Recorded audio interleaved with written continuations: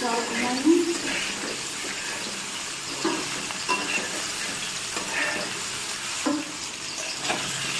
বন্ধুরা, আজকে রবিবার, ছেলে মেয়ে তো রবিবারের দিন স্কুল এমনিতেও সবাই রবিবারটা একটু খুব ভালোবাসে, আর রবিবারে স্পেশালি হয় ছেলে মেয়ের জন্য।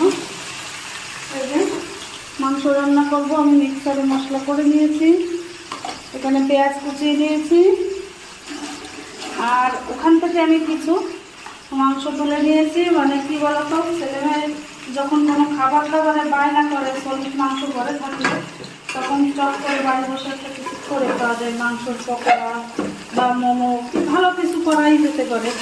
তো তখন যদি এই যে আনা মাংস থেকে এখন সলিড মাংস রান্না করলেও কিন্তু কেউ খেতে চায় না। এই যে মুরগির মাংস রান্না করলে যে সলিড মাংসটা